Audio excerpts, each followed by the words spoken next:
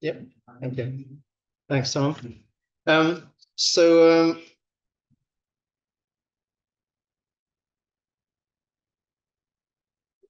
So I'll go through these topics. Basically, I want to introduce the global situation as far as HIV is concerned, because my talk will be in the context of HIV infection, and then briefly look at HIV and the nervous system, and then I think to put everything in context, I'll describe a few case vignettes, and we'll not have a discussion because we need to have the discussion at the end of the talk.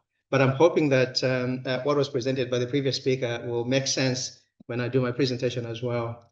And then look at this whole issue of advanced HIV disease and what is the research landscape in this area.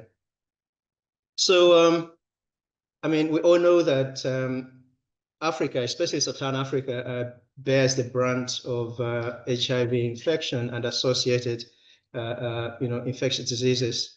As of 2023, the statistics were that there are about 40 million people living with HIV, and we still have a high number of new infections, at least over 1 million every year, and that's due to HIV-related illnesses. Well, it's HIV itself or AIDS is still quite high. So we have done a lot of good things in controlling the epidemic, but we haven't controlled it enough to say that we can safely sit back and let the current situation progress. And the evidence of the amount of hard work that we've done over the last 4 decades is very obvious. So if you look at the rollout of antiretroviral therapy globally, but more importantly in Sub-Saharan Africa, that has risen tremendously. And currently, approximately 77% of people with HIV infection are on effective antiretroviral therapy. And consequently, people are living longer. And you can see the way people's life expectancy has improved after a dip in the early 2000s when HIV was at its peak in these countries, to now rising to above 60 in most of Sub-Saharan Africa. And that is a good thing in the sense that people are living longer. But obviously it comes with its own problems. The longer you live, the more likely you're going to suffer from problems of old age, cardiovascular disease, diabetes, and other things. So when people are living longer like this, it's good. They remain productive for a long time, and the economies improve, or at least in theory. But when you look at how we have managed to control HIV, again, reduction in the number of new infections. And a few years ago, UN set its targets for 2025 that we should be recording less than 500,000 new HIV infections per year. But you can see that as of 2023, it's unlikely that we're going to meet that target. And again, when you look at the number of people dying of AIDS, again, a really, really good decline in the number of deaths. But again, we are off the target that was set in 2020, so to meet in 2025. So the plateauing in the number of AIDS-related deaths or number of new HIV infections is a worry, because it tells us that we still have a lot of work that we need to do to bring this infection under good control. And that really requires a lot more investment, but also a lot more coordinated effort from people of different disciplines, but also different sectors to work together. And we know that in recent times that has worked. I mean, a good example has been with COVID, for example, when multi-sectoral but also multidisciplinary effort brought that pandemic to a control. The same has been true with HIV to some extent, and therefore we've got a lot of work to do to be able to get to where we need to be. But then when you start looking at HIV and the nervous system, of all the organs in the body, the central nervous system and the respiratory system are some of the organs that are largely affected by complications of HIV infection. And these tend to be either, infectious diseases, opportunistic infectious diseases, the effects of HIV itself, but also, cancers, But because these sites tend to be reservoirs for HIV virus, you also have ongoing inflammation, or even in the context of controlled HIV, in the sense of reduction of viral load, good CD4 cell count. So there's ongoing neuroinflammation that in itself can lead to a lot of problems, neurocognitive impairment, but also vasculitis and associated problems. And therefore, our treatment should not only aim at controlling the virus in the circulation or in these compartmentalized areas, but also the associated effects that persistent virus is having in these settings.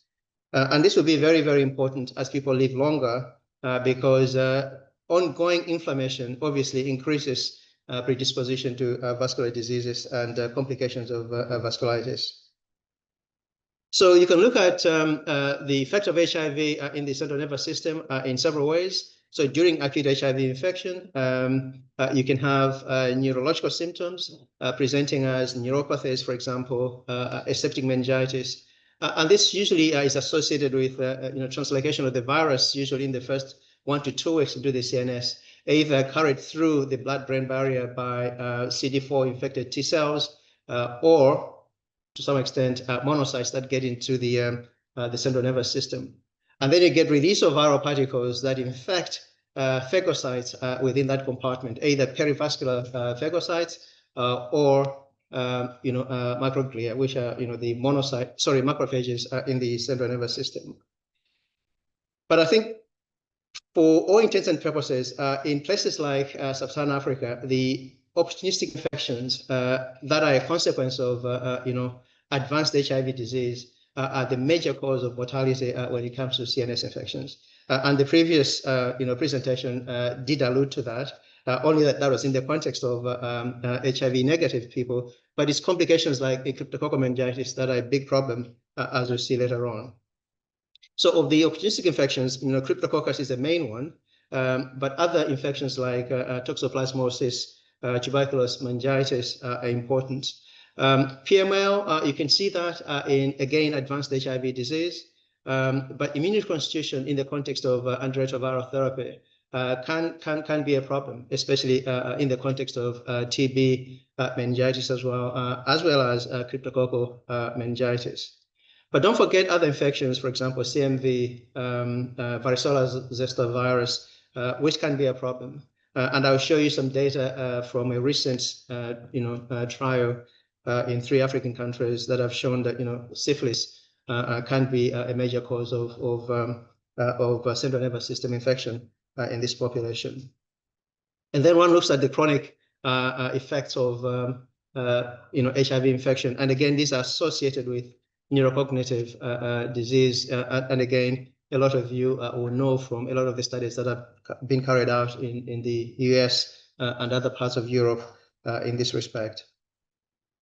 So some of these are already described. So apart from the acute entry of HIV into the central nervous system, the central nervous system can act as a reservoir of HIV. So even if you have good control of HIV in the peripheral nervous system with undetectable viral load, you can still have persistent infection with neuroinflammation and consequent immune activation in the CNS compartment. And as I say, this is really important when it comes to neurocognitive impairment. So to put this in context, I'll give you a case of a young woman who presented to our hospital in Blantyre. This was in 2017, I think. 32 years old, new diagnosis of HIV, ART naive, presented with a CD4 count of 8 and a plasma viral load of over 800,000. She presented with a 3-week history of headache, a bit of fever, diplopia, and a bit of numbness in the right side, but no remarkable past medical history, and clinical examination was really unremarkable at that stage. And if you look at the investigations that we did, she had a positive serum crag, and we did an LP. She had a positive India ink, and also a positive crag in the CSF. But her quantitative fungal culture was quite low, 5 chlorine-forming units at the time. So we made a diagnosis of advanced HIV disease on the basis of, very low CD4 cell count, and we'll talk about that in a moment, but also a diagnosis of cryptococcal meningitis based on the CSF findings.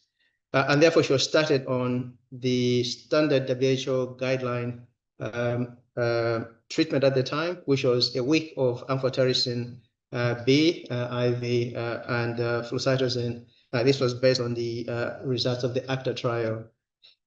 She was also given supplementary potassium chloride, slow magnesium, and again, according to the guidelines, antiretroviral therapy was not initiated. It was withheld until she was established on antifungal treatment. So her progress in that she was doing well, but on day 7, she developed this right facial weakness. And over the following days, the neurology evolved. And by the day 21, she had right hemiparesis with a power of 4/5. And at the time, we thought, well, she must have got something else in addition to cryptococcal meningitis, probably a cryptococcoma or tuberculoma, but also probably cerebral toxoplasmosis or primary CNS lymphoma. We also thought of could this be cerebral vascular accident secondary to vasculitis, probably due to syphilis or TB. We requested a CT brain, but empirically we thought this is probably going to be toxo. So we empirically started on toxo treatment using the regimen that we use in Malawi, which is high-dose cotrimoxazole. So she also had a repeat lumbar puncture at the time. We were quite okay because fundoscopy was normal at least. And you can see that her CSF white cell count is only 2. Her protein is still up. Glucose is fine. India Inc. and CRAG at this point were negative. And all the TB and syphilis studies were negative. But her CT scan shows this mass in the left thalamic region.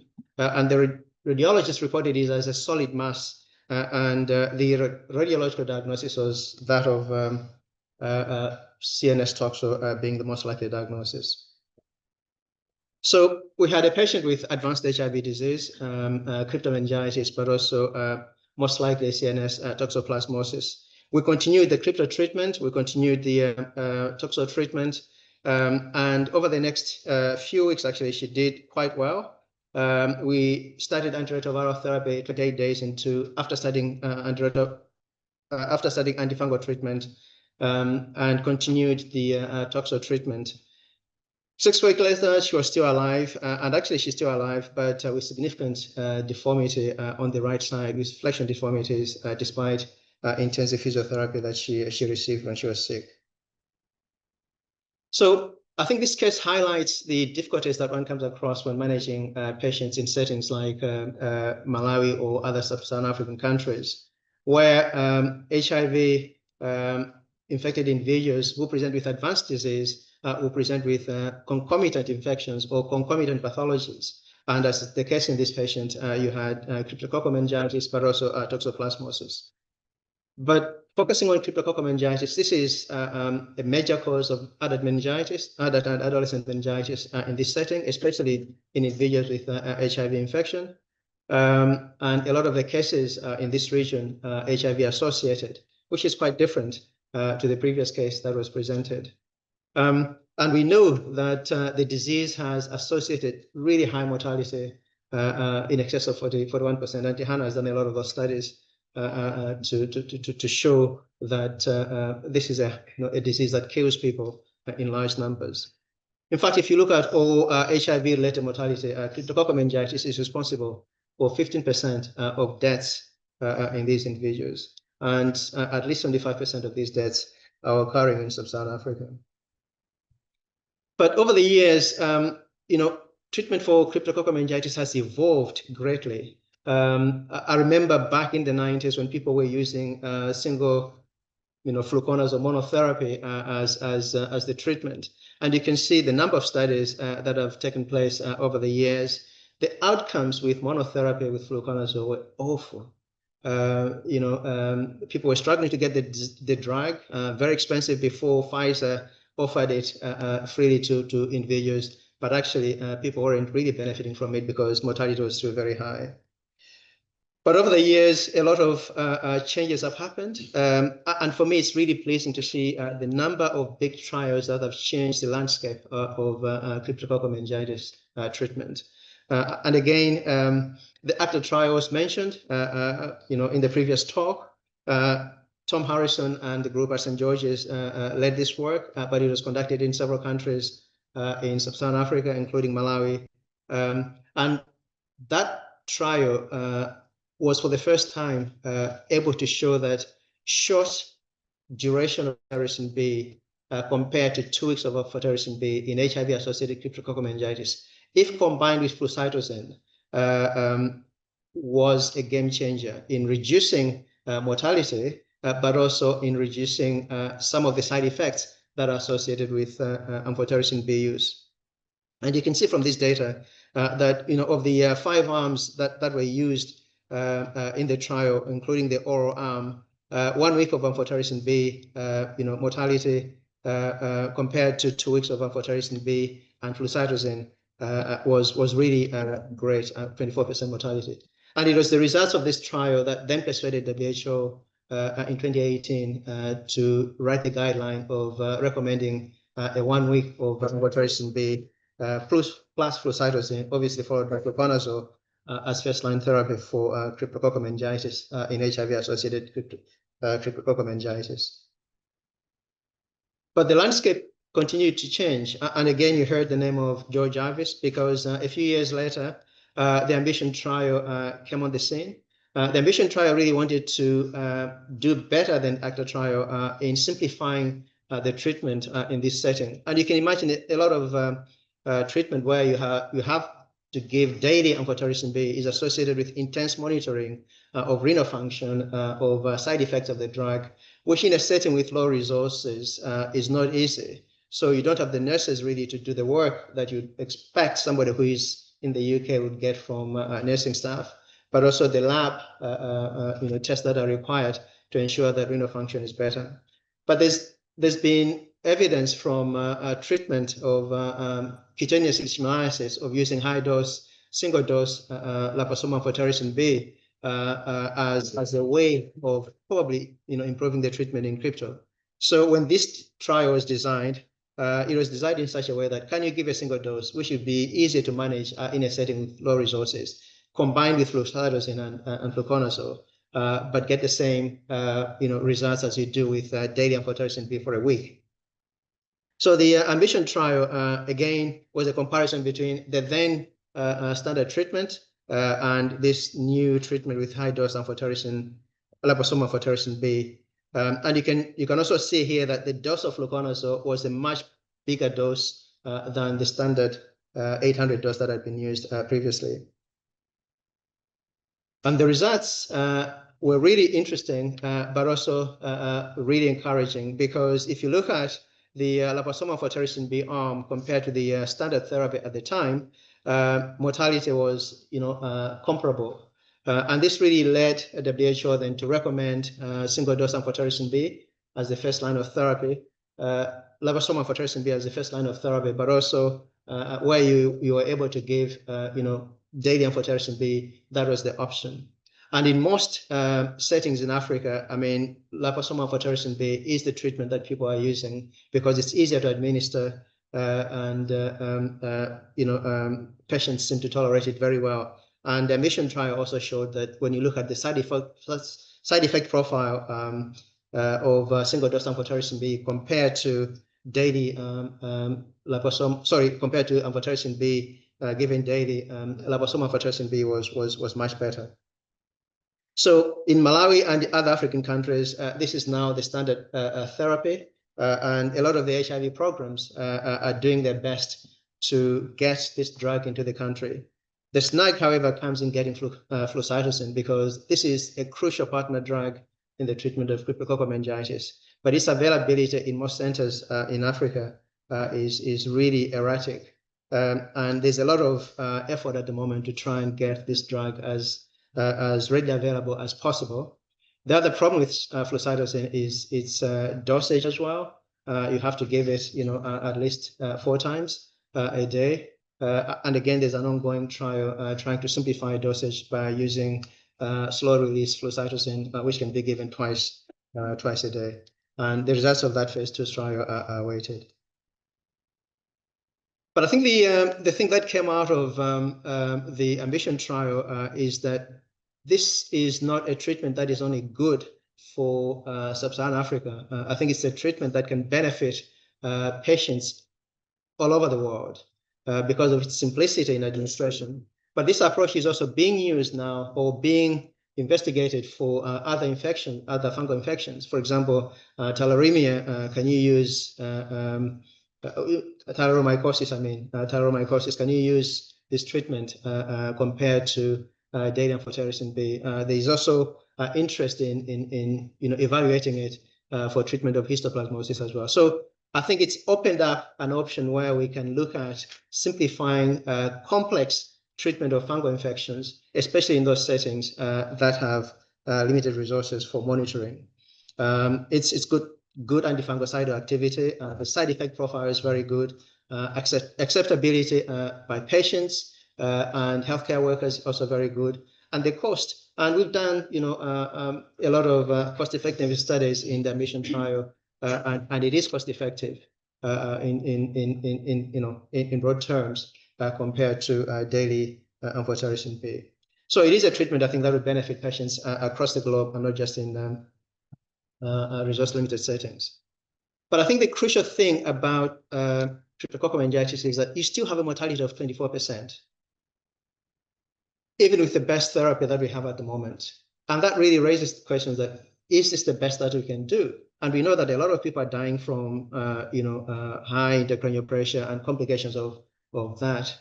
But can we stop people from developing meningitis? And would that improve survival of these patients? So there have been a number of studies that have looked at, can we use serum CRAG as a predictor of somebody who is going to develop meningitis? And the studies have been really good. And the predictive value of serum CRAG for development of meningitis is actually very high. And this has been very instrumental in getting the guidelines for screening patients, and I'll talk about that in a moment. But these studies have been important in informing how we should be managing patients with advanced HIV disease. What are the important infections that we should be screening for when we see them, and what preemptive treatment can we put in place to prevent them from developing meningitis?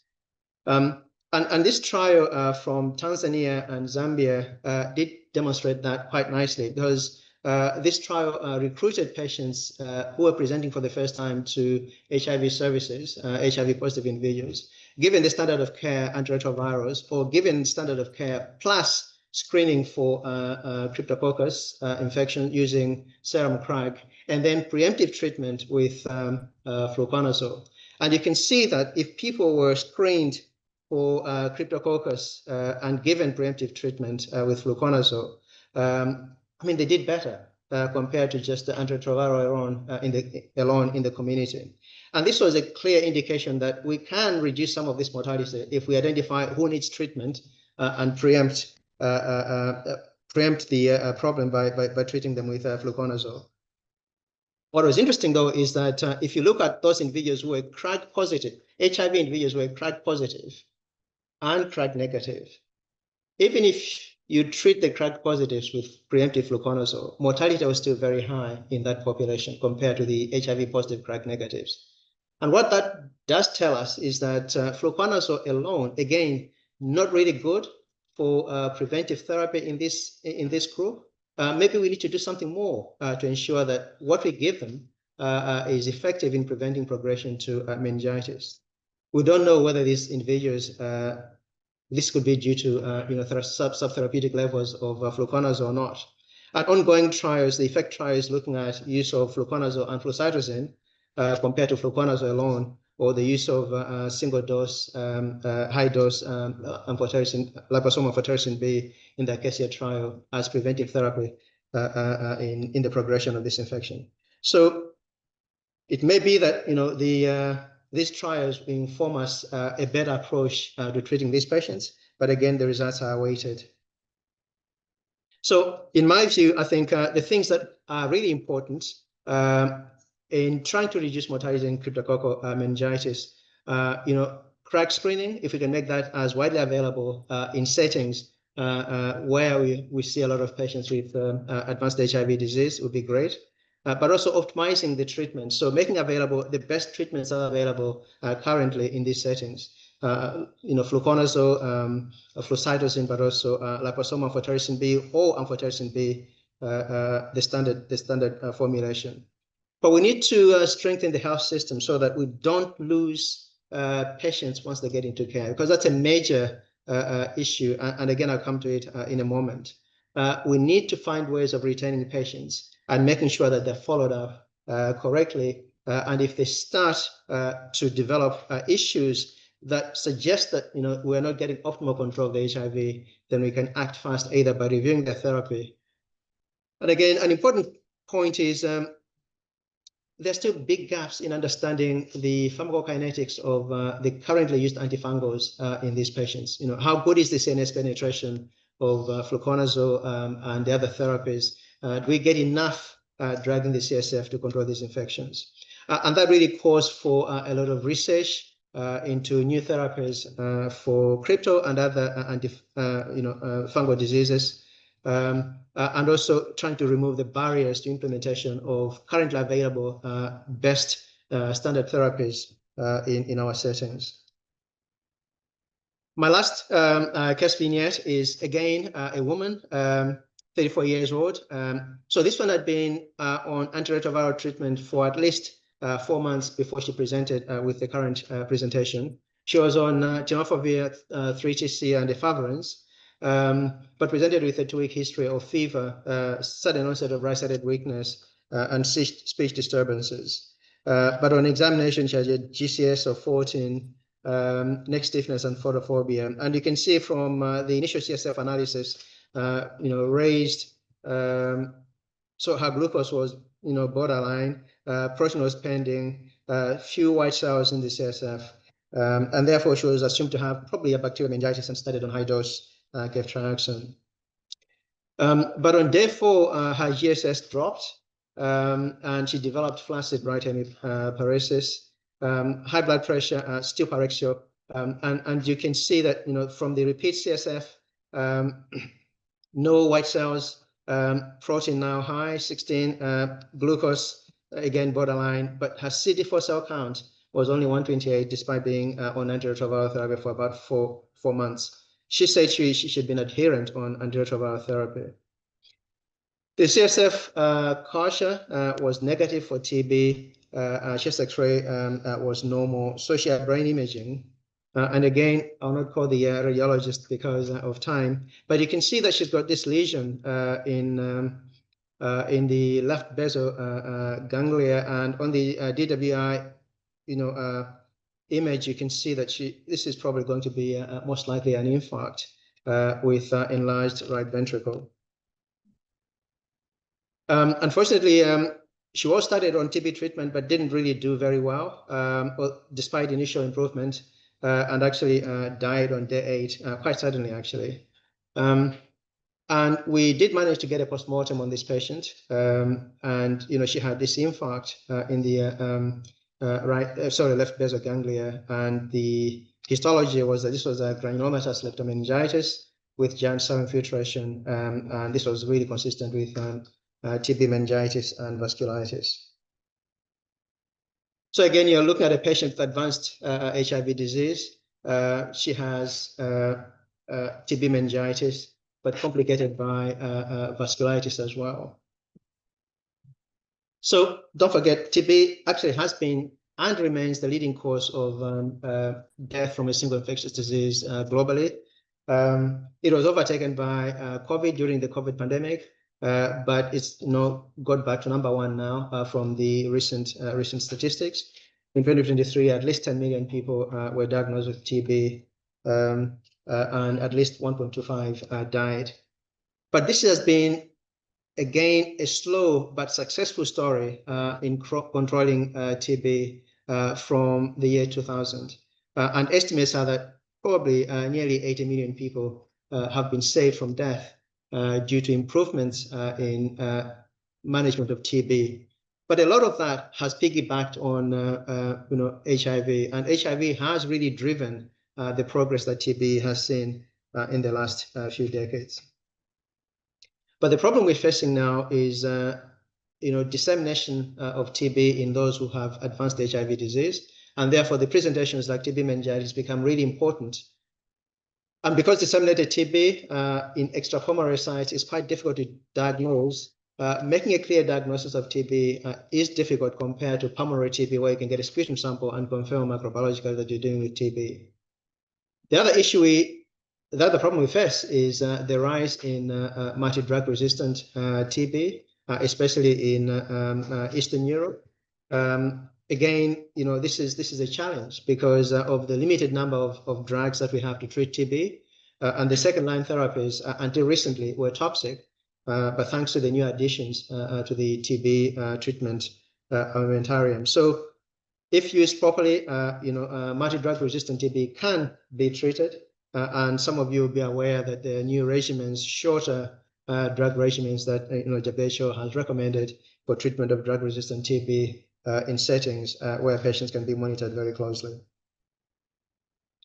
But again, it's similar to what happened in the case of HIV, that we set targets that we want to meet, but often are unable to meet them. And the same is true with TB, because a few years ago, there was this high-level UN meeting as part of the UN General Assembly, where targets were set, one for TB diagnostics, but also vaccine and drug discovery, but also just making sure that TB patients do not become poor because of the disease. But you can see that from all those targets, the ones that were supposed to be met in 25 or 27, we are less likely to meet them. The only one that looks positive is coverage of treatment. But if you look at preventive therapy in HIV-positive individuals, really not doing great, and certainly in household contacts, way behind. Diagnostics, we need to do better, and making sure that people with TB do not become poorer because of the disease. Again, we need to do better. So this will require a lot of commitment, not only from governments, but also from individuals to ensure that we can meet these targets. But at current pace, I think achieving them is something that is a big challenge. So I think if you look at the funding that has gone into managing TB, we in 2023 only had about a quarter of what was required to effectively manage TB, and in terms of research, only about a fifth. So if you're going to develop new drugs, if you're going to develop new vaccines for TB, we need more investment than what we currently are putting in.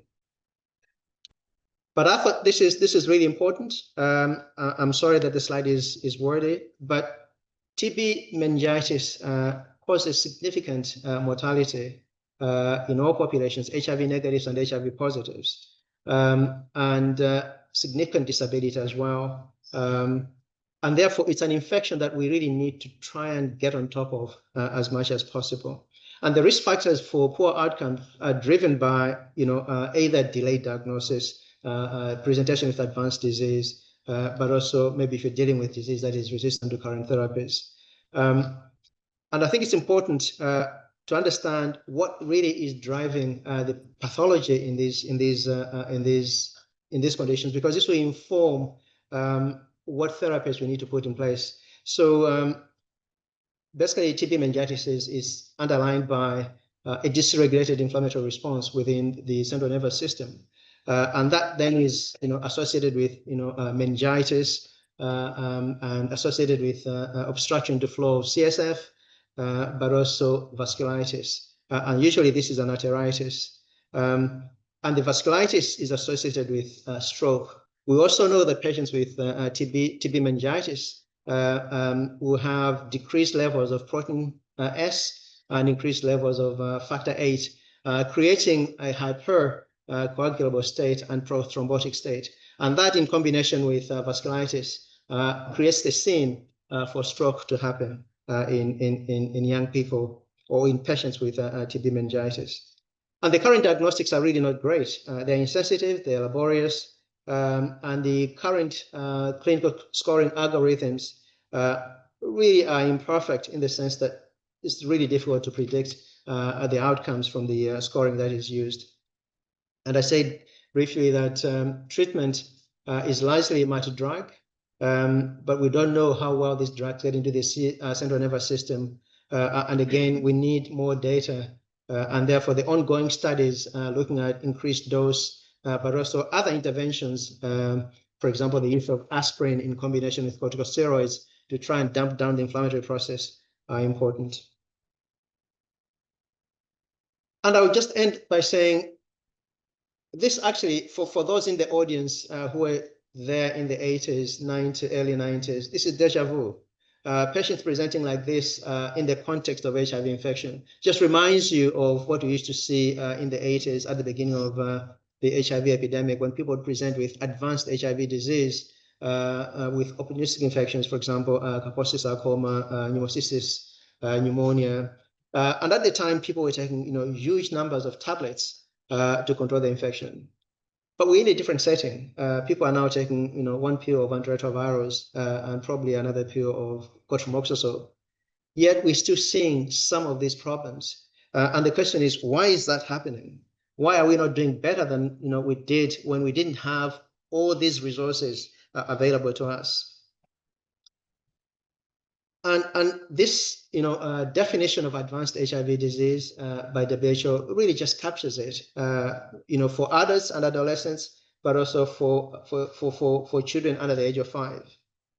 But I think by and large, you're still seeing at least 50% of people with HIV presenting with advanced HIV disease in this era in sub-Saharan Africa. And that is sad, because effective therapies are available.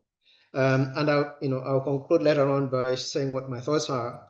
But these are usually newly diagnosed people presenting with advanced disease, or people who have been on treatment, either failing on their current therapies, simply because they've got a resistant virus, or non-adherent, and therefore they develop resistance on therapies. But you see a lot of people who engage and disengage from care as well. When they're feeling better or they've got other issues, they disengage from care. And by the time they present, the disease has progressed, and you're starting from scratch again.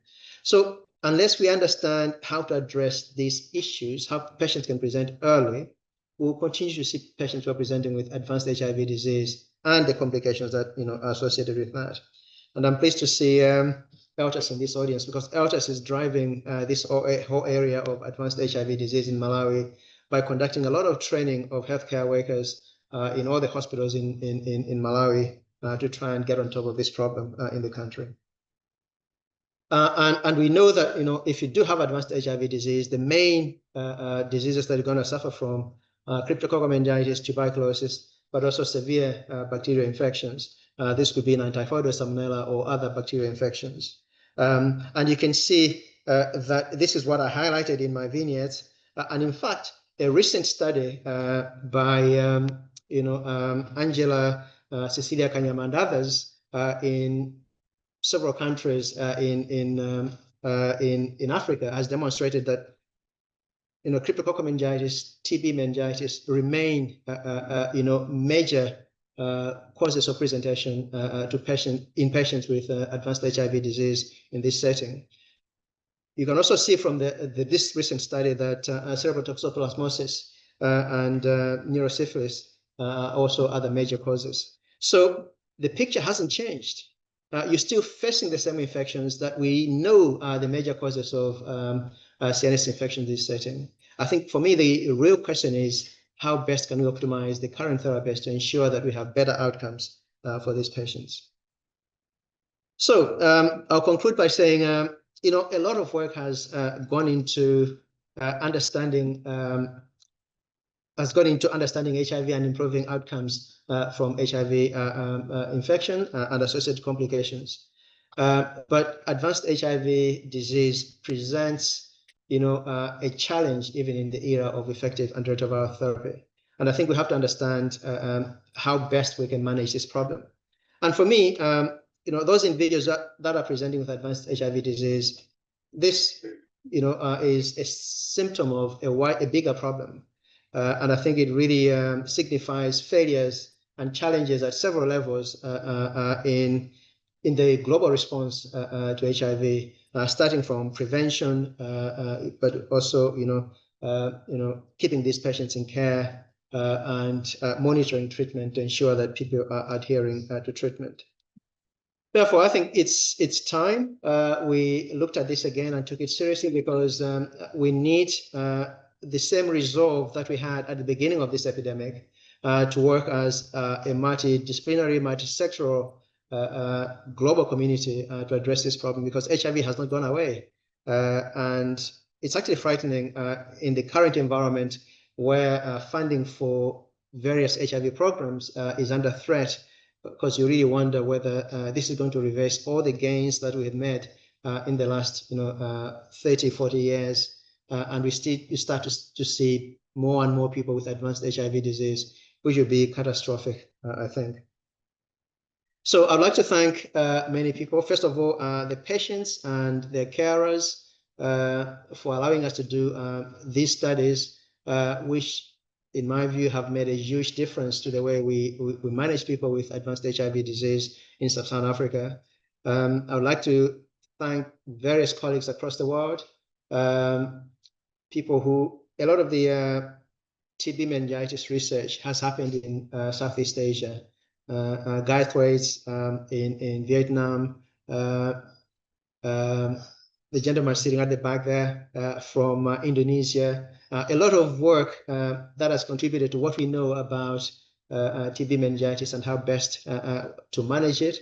But also our colleagues in Africa, in Malawi, Zambia, South Africa, but also Uganda, Cameroon, who played a vital role in a lot of the trials of TB, sort of cryptococcal meningitis.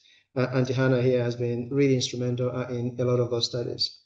And with that, I'd like to thank you for your attention, and I hope that we can all move forward to make sure that we get on top of advanced HIV disease and its associated complications. Thank you. Thank you, Henry. That's fantastic. Amazing the changes actually over a couple of decades since you and I started in this area. So we've got time for questions and comments. And I've had a couple have come through online, so we'll start with those actually. Firstly, someone called Emmanuel Hando is asking about other more comorbidities. Some of these questions came early in the talk, and role of mental illness in particularly maybe depression and people not coming forwards. Yeah, I think this is really important. Mental health is a big issue in people with HIV, and is particularly advanced HIV disease, either associated with the stigma and therefore people not wanting to present to hospital because they're afraid that people know they're HIV positive, but also with therapy as well. So if you go back to the times when people were using stavudine in their therapies, the associated disfigurement due to lipodystrophy were a clear indication of those people who were HIV positive and on treatment. And that was really discouraging people from seeking care because of the deformities that were associated with that. And with efavirenz, you get neuropsychiatric effects. That's well known. And it's glad to see that efavirenz is no longer first-line therapy in most countries. But people used to have a lot of problems with efavirenz. In men, gynecomastia associated with that drug was a big issue because you could notice people, growing breasts, and that was really disfiguring and not really good. So again, all this can have an effect on somebody's mental health. But I think it's finding a way of linking people who are struggling mentally with services that can support them. And in Blantyre, we do have a mental health service that we can refer people to, but it's still a big problem, I think, in most countries. Thanks. Let's see if there's any questions in the room here. Yeah.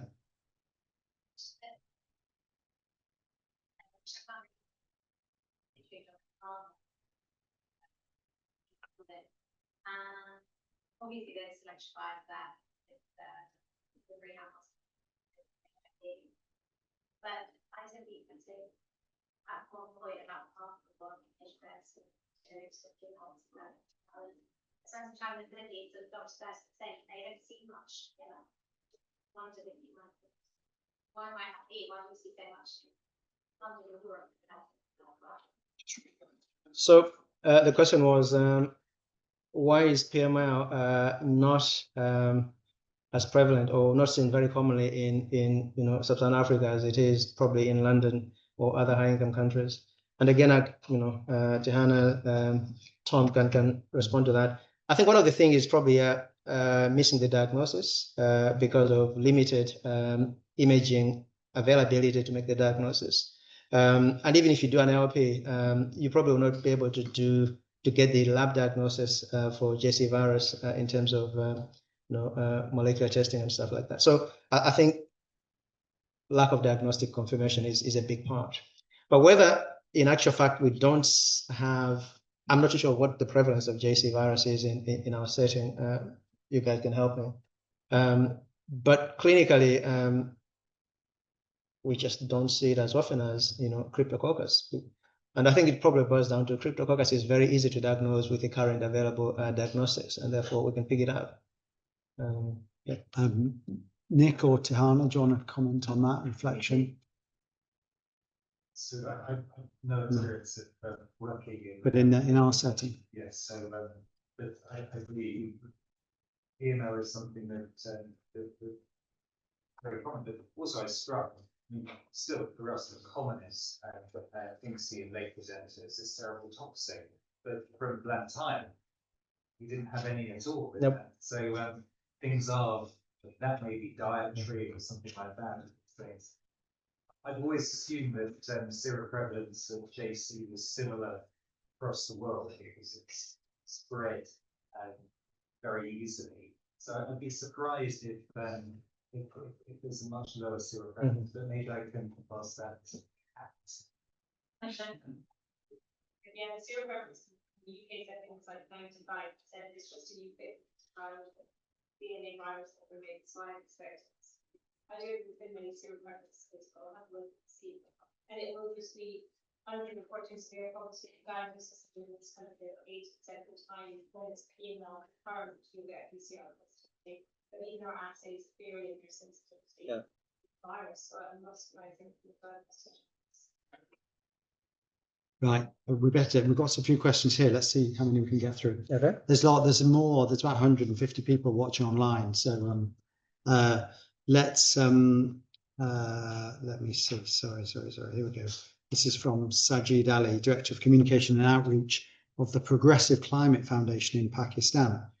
He tells us where he works and what he does. But the question is, despite the availability of antiretroviral therapy, HIV-associated CNS infection remains a major challenge, as we've seen.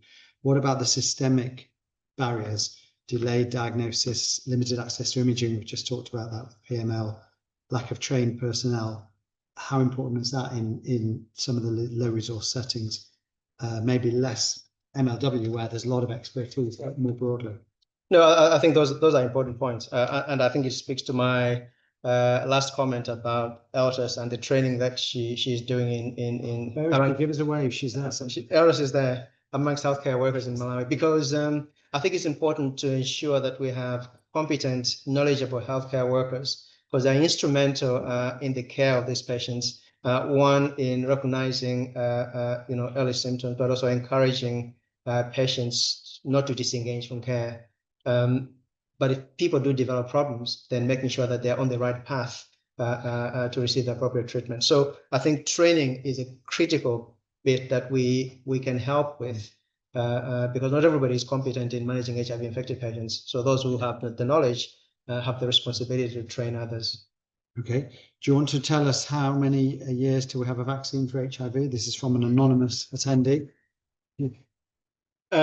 Maybe they should have attended the collaborative AIDS vaccine initiative that was in Tanzania, but that's still a long way off. As we know, there have been several trials and ongoing trials at the moment, but there are no lead candidates that we can say this is probably going to be the thing. Like Teshwa. practical tips you have for empirical treatment of TB-meningitis? I think a lot of people assume that the gene expert had quick answer and that they negative might rule out TB meningitis. And I guess one of my personal concerns is that often empirical therapy starts late, and then like the case that you've presented, that then has fatal consequences. But also the scoring system never necessarily works well everywhere. But any practical tips? Short answers. For me, if a patient, you've made a diagnosis of crypto or something else and they're not doing well within a week of starting treatment, I think you have to consider TB in this kind of setting.